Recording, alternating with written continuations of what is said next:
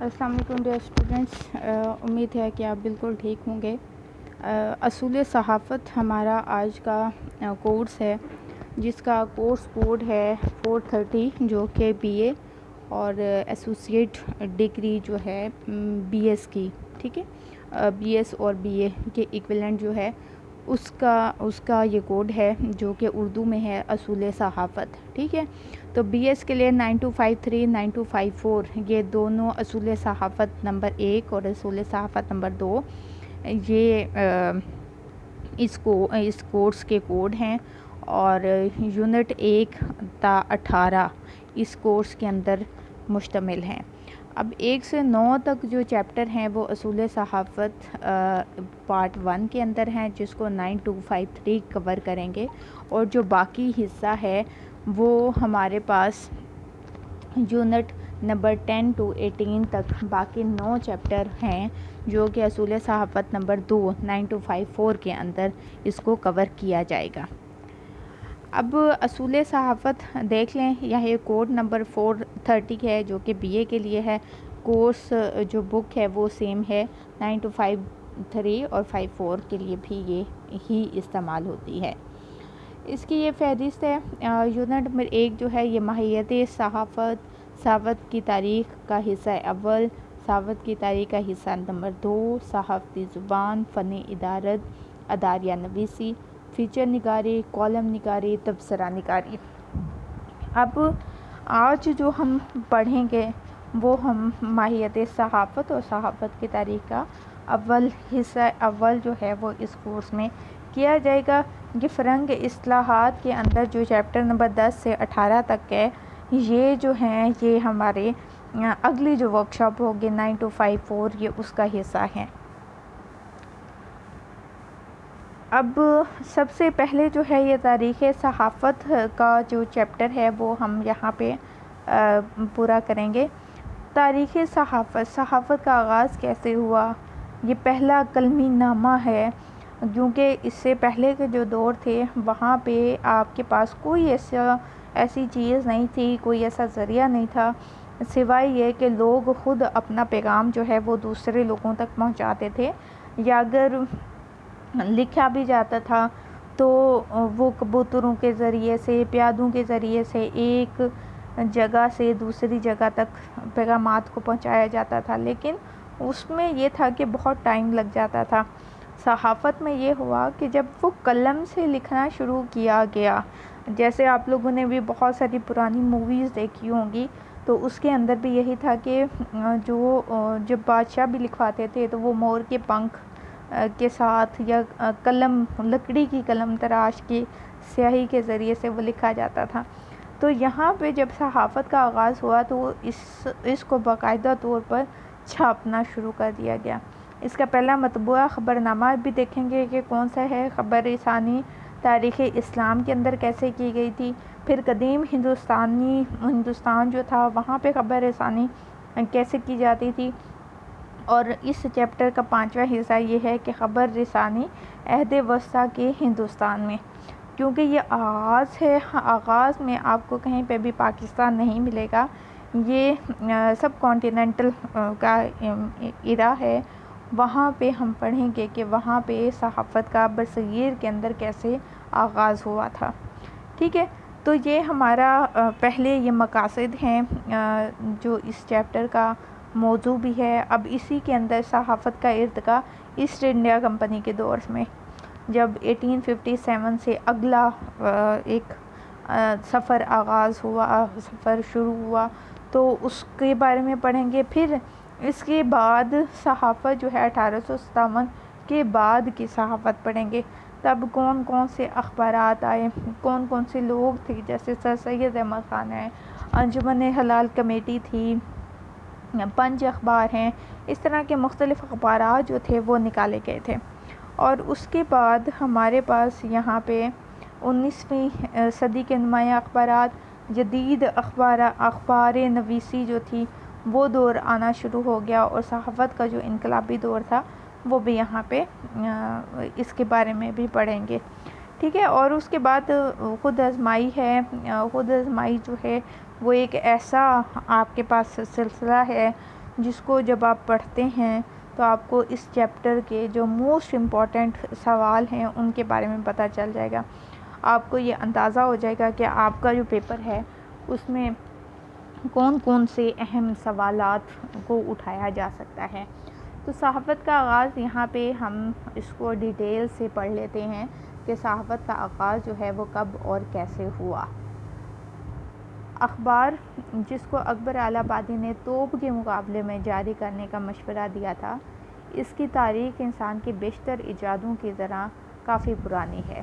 Doctor Abdul Salam Khurshid اپنی کتاب صحافت پاک و ہند میں لکھتے ہیں کہ مطبوعہ صحافت سے پہلے خبروں کی فراہمی اور اشاعت کیسے ہوئی تھی. اس سے ایک دلچسپ داستان وابستہ ہے. ہزاروں سال پہلے کا ذکر ہے کہ مصریوں کے حالات و حاضرہ کو عوام تک پہنچانے کی ضرورت محسوس کی. پھر پیپیرس مسودے پر تصویری رسم الخط میں یہ عبارت نقش ہے کہ بادشاہ نفر کے حکم دیتا تھا کہ ان دستاویزات کی ایک نقل جو تھی وہ پتھر پر کندہ کر کے کوپتوش کے معبد میں دروازے کے باہر نصب کر دی جائے تاکہ سب لوگ اسے پڑھ سکیں. اب یہی بات ہم نے پہلے کی کہ لوگوں کے پاس ذرائع نہیں تھے، یہاں تک کہ بادشاہوں کے پاس بھی وسائل نہیں تھے کہ وہ اپنے پیغامات کو کیسے لکھیں. تو پتھروں پر، ہاتھی کے دانتوں پر، پتوں پر، ان جگہوں پر وہ لکھ کے محفوظ کر دیا جاتا تھا. تو اخبار نویسی کی معبد کی دیواروں کو اس لیے بھی ذریعہ بنایا گیا تھا کہ وہاں نہ صرف مقامی باشندے باقاعدگی سے حاضر ہوتے بلکہ ایک اہم عبادت پر دور دراز کے لوگ بھی پہنچتے تھے، اور جب وہ اپنے شہروں اور بستیوں کو لوٹتے تو جو ہم وطن اور ہم نشینی ہوتے تھے ان کو ان کی خبروں سے آگاہ کیا جاتا تھا، اور ان کو وہ جو کنندہ عبارات تھیں ان کو بھی دکھایا جاتا تھا. مصری اور رومی حکمرانوں نے بھی خبروں کی اشاعت پر زور دیا. قدیم عراق کے قوانین ہماری اور قدیم ہند کے جو کتبات تھے وہ بھی واضح تھے، اور ان خطوں میں عوام سے رابطہ قائم رکھنے کے لیے خاص طریقے جاری کیے گئے. پہلا جو قلمی خبر نامہ ہے اس کا آغاز مشرق میں ہوا تھا، یعنی یورپ میں. حضرت مسیح علیہ السلام سے کوئی 751 برس پہلے رومن راج میں روزانہ ایک قلمی خبر نامہ جاری کیا جاتا تھا جس میں سرکاری خبریں اور جنگی اطلاعات ہوتی تھیں. اس قلمی خبر نامے کو ایکٹا ڈورینا بھی کہا جاتا ہے. تو یہ جب آپ لوگوں کے ایم سی کیوز آئیں گے تو اس میں بھی یہ بڑا اہم پوائنٹ ہے. ایکٹا ڈیورانا یہ لاطینی زبان کا لفظ ہے جس کو ایکٹا اور ڈیورانا سے مرکب ہے، اور اس کے معنی یہ ہوتے ہیں کہ روزانہ کی کارروائی. جو روز کیا جاتا ہے اس سے ملتا جلتا یہ روزانہ کی کارروائیاں چھاپی جاتی تھیں، لکھی جاتی تھیں. تب چھاپنے کا تو کانسیپٹ نہیں تھا، لکھی جاتی تھی ہاتھوں سے ایک پیج کے اوپر، اور وہ لوگوں تک پھیلا دی جاتی تھی. پھر جدید اخبار نویسی کی تاریخ نسبتاً کم پرانی ہے. مطلب 1566 میں وینس کے ایک شہر میں یہ طریقہ اختیار کیا گیا تھا، اور ایک شخص عام شاہراہ پر کھڑے ہو کر بلند آواز سے پوری دلچسپی کے ساتھ خبریں جو تھا وہ سنایا کرتا تھا. یہ مسودہ حکومت کی نگرانی میں مرتب کیا جاتا تھا.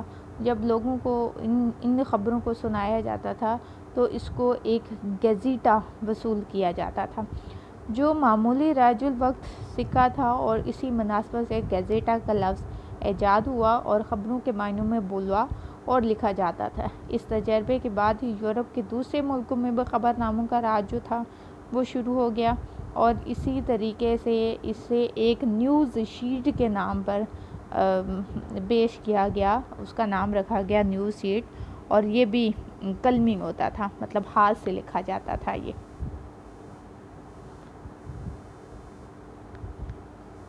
پہلا مطبوعہ اخبار جو ہے وہ تقریباً 1609 میں جرمنی میں شائع ہوا. اس کا نام ایوس ریلیشن آرڈردائز تھا. تو وہ پہلے 2 سالوں میں اس طرح چھپا کہ بعد میں انگلستان میں، پھر اس کے بعد 1611 کے اندر نیوز فرام اسپین کے نام سے اس کو شائع کیا گیا. پھر اسی طریقے سے 1620 کے اندر انگریزی زبان میں پہلا اخبار جو تھا ویکلی نیوز کے نام سے پیش کیا جاتا تھا، اور اس کے ایڈیٹر کا نام نیتھنیل بٹلر تھا۔ یہ بھی آپ نے یاد رکھنا ہے کہ نیتھنیل بٹلر جو ہے وہ پہلا انگلش نیوز پیپر کا ایڈیٹر تھا۔ پھر 1631 کے اندر فرانس میں گیزٹ دی فرانس کے نام سے جاری ہوا، اور پھر امریکہ کا پہلا پبلک اکرنس جو تھا وہ نیوز پیپر شائع ہوا، اور اس کے بعد 1690 میں بوسٹن کا اجرا ہوا۔ خبر رسانی تاریخ اسلام سے ہی اس کا کام جو تھا وہ شروع ہو چکا تھا۔ ایران میں روزانہ کا لفظ، روزنامہ کا لفظ جو تھا وہ قبل اسلام کے دور سے ہی تعلق رکھتا ہے۔ پھر وزیروں اور امیروں نے ایسے لوگوں کو مقرر کیا جو حالات کی قلم بندی کرتے تھے، جو وہ حالات حاضرہ کو دیکھتے تھے، اس کی جانچ پڑتال کرتے تھے، ان کو قلم کے ذریعے سے لکھ دیا جاتا تھا۔ مورخ اور سرکاری افسران سے جو ضروری معلومات ان کو ملتی تھی ان کو بھی وہ چھاپ لیتے تھے، تو اس سے اخبار نویسی کا جو کام تھا وہ شروع ہو گیا۔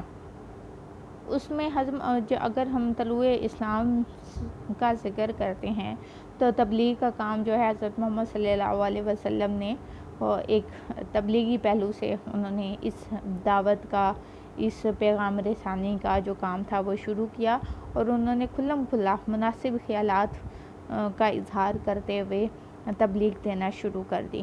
تو اس سے بھی لوگوں کے اندر یہ احساس جو ہے وہ بھی برپا ہوا، لوگوں کے رویوں میں تبدیلی آئی، بت پرستی کو انہوں نے چھوڑا، اور خفیہ جو تبلیغ تھی وہ ایک زبان سے، افراد کی زبانیں ایک دوسرے تک پہنچائی جاتی تھی، اور کفار مکہ جو تھے وہ بھی پھر اسلام قبول کرنے لگے۔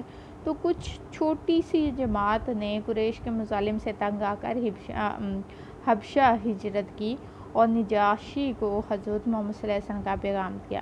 اس خبر کے خوشگوار نتائج نکلے۔ بدر سے لے کر حنین تک کے جو غزوات میں حضرت محمد صلی اللہ علیہ وسلم نے دشمنوں کی صحیح تعداد اور ان کی قوت کا اندازہ لگانے کے لیے بعض صحابہ کو جنگ کی خفیہ خبروں کی باہم رسانی کا کام شامل کر دیا۔ تو اس کو بتانے کا مقصد بھی یہی ہے کہ یہ جو خبر رسانی کا کام تھا یہ انبیاء کے دور سے ہی شروع ہو چکا تھا۔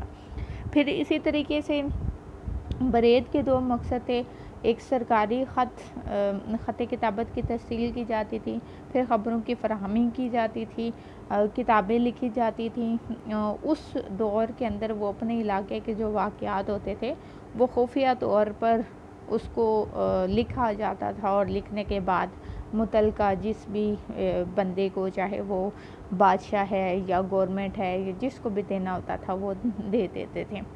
خبر رسانی قدیم ہندوستان میں سب سے پہلے منو مہاراج نے ایک دستور حکومت مرتب کیا، اور اس کی ایک بڑی خصوصیت یہ تھی کہ یہ نظام ایک حد تک جمہوری طرز کا تھا۔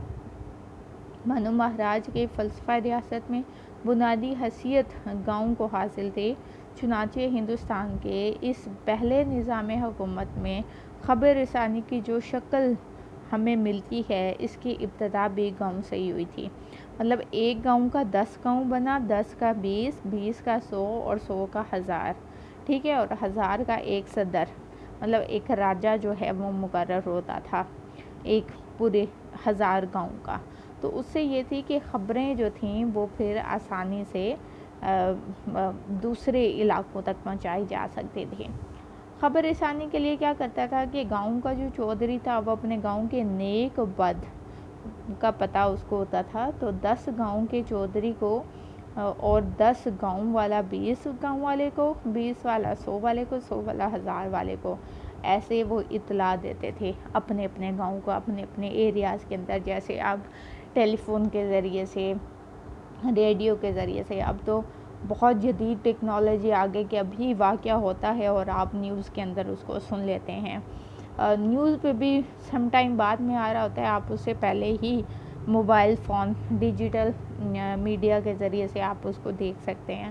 تو یہ موازنہ ہے کہ پہلے ایک سے دوسرا، دوسرے سے تیسرا، تیسرے سے چوتھا، اس طریقے سے پرسن ٹو پرسن آپ اپنے پیغامات کو پہنچاتے تھے۔ خبر رسانی کا ایک سیدھا نظام یہ تھا کہ جو یقیناً اس زمانے کی ضرورتوں کے لیے کافی رہا ہوگا، کیونکہ تب اتنے لڑائی جھگڑے نہیں ہوتے تھے، اتنے لوگوں کے وسائل نہیں ہوتے تھے، ان کے پاس ہر قاصد ہوتے تھے. وہ بعض حالتوں میں وہ جو قاصد تھے ان کی مثالیں ملتی ہیں کہ وہ لوگ پیغام پہنچاتے تھے. اور آپ لوگوں نے یہ ارطغرل والا ڈرامہ دیکھا ہوگا، اس میں بھی قاصد ہوتے تھے. جو ارطغرل تھا وہ کچھ خط یا پیغام لکھ کے دیتا تھا تو وہ اس کو اپنی جان سے بھی زیادہ محفوظ رکھ کے اس بندے تک پہنچایا جاتا تھا جہاں تک وہ پیغام دینا تھا. تو اسی طریقے سے دیکھیں کہ پھر اشوک کے عہد کے اندر جب مذہب اور ریاست کو ایک دوسرے کے میں ضم کر دیا گیا اور شہریاری کا ایک ترقی یافتہ نظام قدیم ہند میں قائم ہوا، اور اس وقت جتنی بھی خبریں حاصل ہوئیں اسے شہنشاہ کے پاس لایا جاتا تھا. لوگوں کو خفیہ سرگرمیوں کے بارے میں جانچنے کے لیے، بڑے بڑے بیپاری اور اپنے تجارتی اور ضروریات زندگی کے لیے یا نجی ضرورتوں کی پوری کرنے کے لیے ان کو بھی ملازمت میں رکھا جاتا تھا. بازاروں کے بھاؤ، مالکوں پہ پابندیاں، اس طرح علاقے کے جتنے بھی چھوٹی موٹی خبریں ہوتی تھیں ان کو اپنے پاس محفوظ کر لیا جاتا تھا. بادشاہ کے وزیر اور امیروں کو ملک کے حالات اور رعایا کے خیالات سے باخبر رکھا جاتا تھا.